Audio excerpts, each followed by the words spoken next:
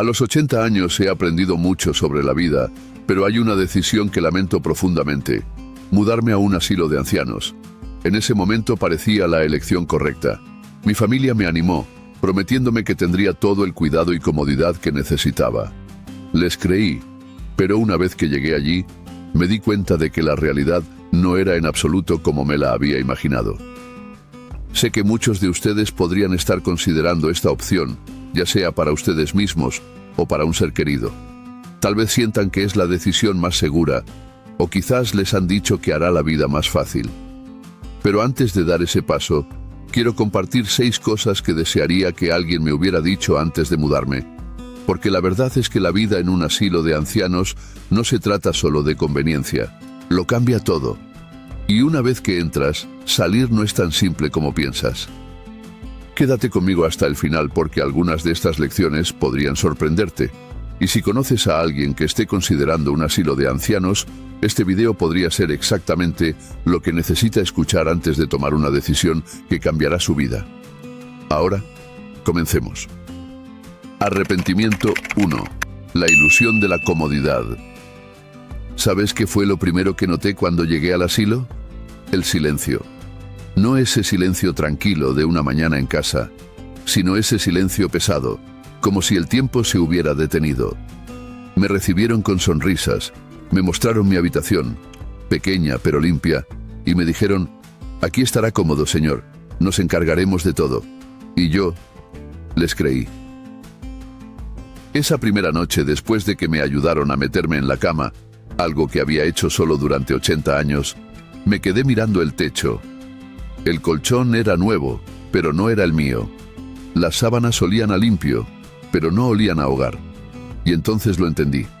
No me habían vendido un lugar para vivir. Me habían vendido una mentira disfrazada de comodidad. Al día siguiente comenzó el verdadero shock.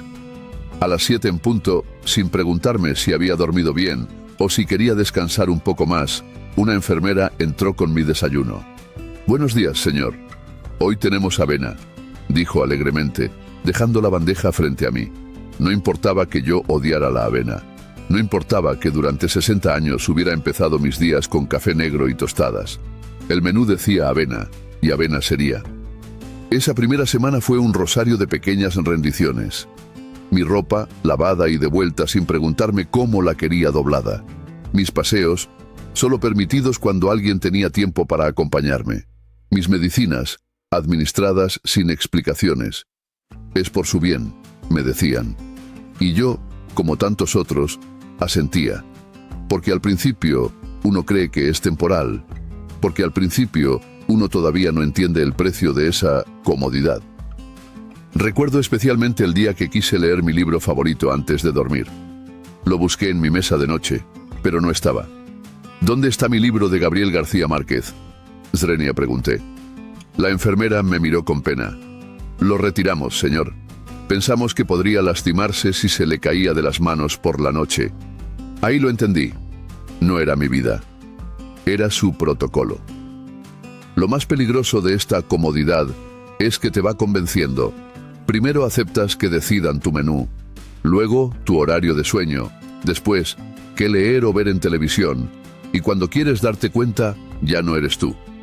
Eres un número de habitación que necesita permiso para existir. Pero esto no es lo peor. Lo peor viene después, cuando descubres que la comodidad tiene una letra pequeña. La cláusula que nadie te leyó. Porque cuando te quitan el derecho a decidir qué comer, pronto te quitarán el derecho a decidir cómo vivir. Y eso es solo el principio de la caída. Por eso, si estás considerando un asilo, quiero que te hagas una pregunta. ¿Qué vale más para ti? ¿La comodidad de que te lo hagan todo, o el derecho a seguir siendo dueño de tu propia vida? Porque créeme, cuando pierdes eso, ninguna comodidad del mundo compensa el vacío que queda. Pero esto era solo el primer arrepentimiento. Porque lo que viene después es cuando realmente entendí lo que significa perder tu libertad. Arrepentimiento 2. El día que perdí mi independencia. Fue un martes. Lo recuerdo porque ese día me di cuenta de que los martes ya no significaban nada para mí. Antes, los martes eran el día del mercado, de escoger mis propias frutas, de charlar con don José el frutero. Pero ese martes en particular, mientras esperaba que vinieran a ayudarme a levantarme de la cama, entendí que había cruzado una línea invisible. Ya no era un señor independiente, era un residente. Todo comenzó con algo aparentemente pequeño, las llaves. El día que entregué las llaves de mi casa a mi hija, sentí un escalofrío. «Es solo por seguridad, papá», me dijo. Pero esas llaves no eran solo metal. Eran mi derecho a entrar y salir cuando quisiera. Eran la posibilidad de decidir si hoy quería salir al jardín o quedarme leyendo. Eran mi vida. En el asilo, las decisiones más básicas se convierten en privilegios. ¿Quieres levantarte temprano? Depende del turno de las enfermeras. ¿Prefieres bañarte por la noche? Lo siento, las duchas son por la mañana. Hasta ir al baño requiere planificación. Presiona el botón y espera, te dicen. Pero nadie te dice que esperar puede significar 20 minutos de agonía. Recuerdo a mi amiga Carmen, en la habitación 12, una mujer que había criado 6 hijos, administrado una casa entera, que nunca le tuvo miedo a nada. La vi llorar el día que le quitaron su brasier con cierre. Por seguridad, dijeron. Esa mujer fuerte que había enfrentado tantas batallas, se derrumbó porque ya no podía decidir ni cómo vestirse. Y así, poco a poco, te vas convirtiendo en un fantasma de quien fuiste. Tus manos, que antes cocinaban para tu familia, ahora esperan que les den la comida cortada en trozos pequeños. Tus piernas, que te llevaron por tantos caminos, aprenden a moverse al ritmo lento de los pasillos del asilo. Tu mente, siempre ágil, comienza a aceptar que ya no necesita pensar, solo obedecer. Pero lo más cruel es la forma en que te lo venden. No se preocupe, nosotros nos encargamos. Y al principio, agradeces no tener que preocuparte por las facturas, por la limpieza, por la comida. Hasta que un día te das cuenta. No es que te hayan quitado las preocupaciones, te han quitado tu lugar en el mundo. Hay un momento exacto en que lo entiendes todo. Para mí fue cuando intenté ayudar a tender mi cama. «No, señor, déjeme a mí», dijo la enfermera con impaciencia. Y ahí lo vi claro. Cuando no te dejan ni hacer tu propia cama, ¿qué te queda? Si estás pensando en un asilo, mira tus manos ahora mismo. Esas manos que han trabajado, que han acariciado, que han construido una vida. ¿Estás realmente preparado para que esas manos dejen de ser útiles? Porque créeme, cuando otros empiezan a hacer todo por ti, dejas de ser tú. Te conviertes en un mueble más de la habitación. Pero esto no era más que el segundo nivel de esta realidad. Porque después de perder tu independencia, viene el golpe más doloroso de todos. Arrepentimiento 3. El teléfono que dejé de usar. Había un teléfono en mi mesita de noche. Un teléfono rojo, con números grandes que mis nietos me habían regalado para que nunca dejara de llamarlos. Durante los primeros meses, ese teléfono sonaba casi a diario. Después, empezó a juntar polvo. Al principio, todos prometen visitas constantes. «Vendré todos los domingos», dice tu hija. «Te llevaré a pasear los miércoles», promete tu hijo. Y al comienzo, lo cumplen. Pero la vida afuera sigue su curso. Los nietos tienen partidos de fútbol, tus hijos tienen reuniones de trabajo, el tráfico está pesado. Y un día, sin que nadie lo decida, las visitas se espacian. Yo lo noté en los calendarios. Antes, mi hija me traía uno cada enero y juntos marcábamos las fechas importantes, cumpleaños, citas médicas, sus visitas. El último año, el calendario permaneció vacío casi todo el mes. «Es que estamos muy ocupados, papá», me decían por teléfono. Y yo entendía, claro que entendía, pero el corazón no entiende de excusas. Lo peor eran las fiestas. Navidad, Año Nuevo, mi cumpleaños. Todos prometían venir. Este año sin falta, jurábamos. Pero luego surgía un viaje, una emergencia, cualquier cosa. Y terminaba compartiendo el pavo con otros residentes cuyas familias tampoco habían venido, todos fingiendo que no nos importaba. Conocí al señor Ramírez en una de esas navidades solitarias. Un hombre que había sido ingeniero, que había construido puentes importantes. Me contó que su hijo vivía a solo 15 minutos del asilo. Pero tiene una vida muy ocupada, me dijo, mientras intentábamos no mirar la puerta por 10ª vez esa tarde. Llegó un punto en que dejé de llamar. No quería ser una carga. No quería escuchar ese tono de fastidio cuando decían, ¿otra vez, papá? Así que el teléfono rojo se quedó callado, y con él se cayó una parte de mí. Hay una soledad particular que solo conocen los que viven en asilos. No es la soledad de quien está solo, sino la de quien ha sido olvidado. Es mirar el teléfono durante horas sabiendo que no va a sonar. Es ver cómo las otras residentes corren hacia la entrada cuando escuchan un coche, solo para volver a sus sillas con los hombros caídos cuando no era su visita. Si estás considerando un asilo, mira tu teléfono ahora. Mira esas conversaciones recientes, esos mensajes de tus seres queridos. ¿Estás preparado para que esa lista se haga cada vez más pequeña? ¿Para que tus días se midan no por horas, sino por las veces que alguien se acuerda de llamarte? Porque te lo digo claro, cuando te vuelves invisible para el mundo, empiezas a desaparecer. Y lo que viene después es cuando el cuerpo empieza a creer lo que el corazón ya sabe. Arrepentimiento 4. Cuando el tiempo dejó de ser mío. Antes, los días tenían sabor. Los lunes olían a café recién molido y a ropa limpia. Los viernes sabían a sopa de pollo y a la emoción de que mis nietos vendrían a visitar. Pero en el asilo, los días son todos iguales. Blancos, vacíos. Como esas paredes pintadas de un beige que ni siquiera merece un nombre. Me di cuenta de que había perdido el tiempo cuando empecé a confundir los martes con los jueves. Cuando las mañanas ya no comenzaban con mis rituales, ese primer café mirando por la ventana, ese paseo por el jardín para ver cómo estaban mis rosales, sino con el chirrido del carrito de las medicinas recorriendo el pasillo. Todo está programado. A las 7, despertar. A las 7:30, aseo. A las 8, desayuno. A las 10 en punto, terapia ocupacional, que consiste en apilar aros de colores como si volviera a tener 3 años. Almuerzo a las 12:30, siesta obligatoria a las 14 horas, cena a las 18 horas y a las 21 horas, hora de dormir. Como si fuéramos niños mal portados. Conocí a la señora Esther, una profesora jubilada de 85 años. Me contó que en sus clases, el reloj nunca le dictaba cuándo terminar una explicación. Si los estudiantes necesitaban más tiempo, lo tomábamos, decía. Ahora tenía 15 minutos exactos para comer antes de que le retiraran la bandeja. 15 minutos que a veces no eran suficientes para sus manos temblorosas. Lo más cruel es cómo te roban los pequeños placeres. ¿Quieres dormir hasta tarde un día frío? Demasiado mal. Hay que levantarse para la toma de signos vitales. ¿Prefieres leer hasta tarde en la noche? Imposible. A las 9 apagan las luces del pasillo. Hasta tus necesidades biológicas tienen que adaptarse a su horario. Y así, sin darte cuenta, dejas de ser una persona con gustos, preferencias y costumbres.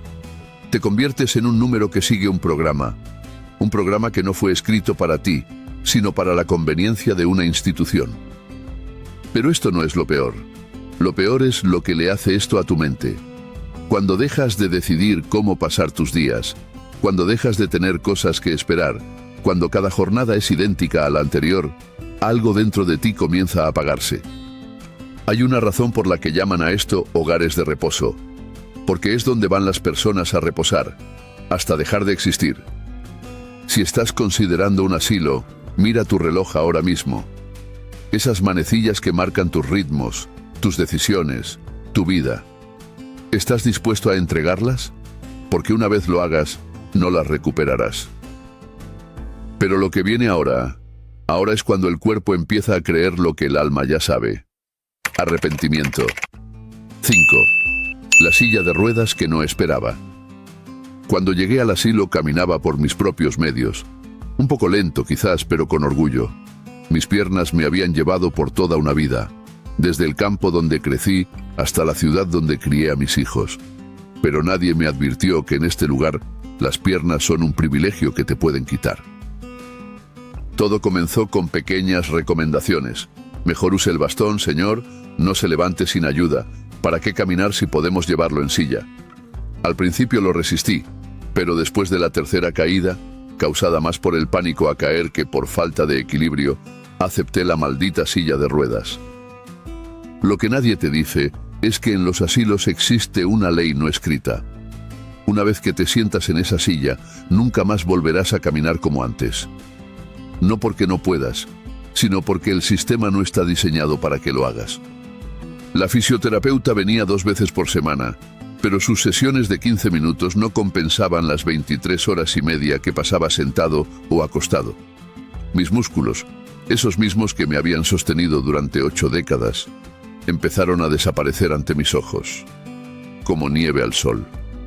Recuerdo a don Manuel, el hombre de la habitación 14, un agricultor que había trabajado la tierra hasta los 78 años. Lo vi transformarse de un hombre robusto a una sombra en 6 meses. Antes podía cargar un saco de papas, me decía mientras miraba con nostalgia sus manos, ahora tan delgadas que le temblaban al sostener una taza. Lo más indignante es cómo te hacen creer que es por tu bien. Es más seguro, repiten como un mantra. Pero la verdad es que es más fácil para ellos. Más fácil moverte en silla que esperar a que camines. Más fácil darte una pastilla para dormir que acompañarte en tus paseos nocturnos. Más fácil, siempre más fácil, para ellos. Y así, sin darte cuenta, tu mundo se va encogiendo. Primero dejas de ir al jardín porque empujan la silla solo hasta la sala común. Luego dejas de ir a actividades porque hoy hay mucha gente. Hasta que un día te das cuenta, no has visto el sol en semanas. Y lo peor es que ya casi no te importa. Si estás pensando en un asilo, mírate las piernas ahora mismo. Esas piernas que te han llevado a tantos lugares, que han bailado en tantas fiestas, que han corrido tras tus hijos. ¿Estás dispuesto a cambiarlas por 4 ruedas y un asiento de plástico? Porque créeme, una vez que aceptas la silla, es muy difícil volver atrás. Pero hay una última verdad, la más dura de todas, la que explica por qué tantos terminan quedándose aquí para siempre. Arrepentimiento 6. La puerta que ya no pude abrir. Cuando ingresé al asilo firmé un contrato de 3 meses. Prueba nada más, me dijeron. Hoy, 5 años después, todavía estoy aquí. Y esta es la verdad más cruda que nadie te cuenta. Salir es 10 veces más difícil que entrar. El primer año, cuando aún podía caminar con ayuda, le dije a mi hija que quería volver a casa. Papá, ya vendimos tu departamento, me respondió. El segundo año, cuando insistí, me explicaron que mi pensión no alcanzaría para un cuidador en casa. El tercer año, ya ni pregunté.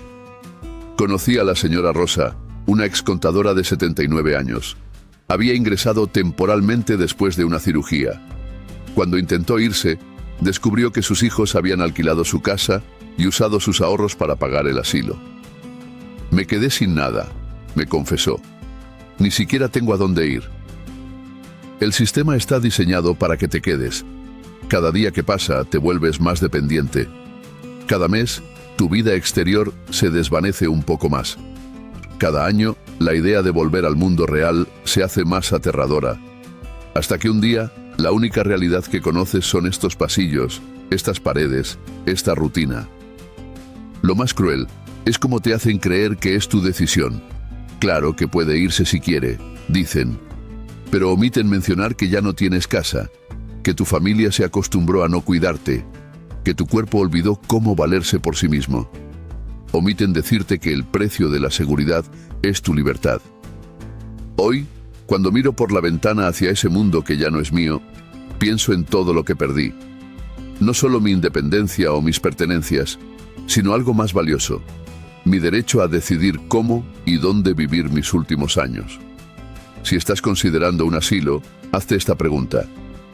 ¿Estás dispuesto a cambiar toda tu vida por una habitación compartida, horarios impuestos y la lenta despedida de todo lo que fuiste?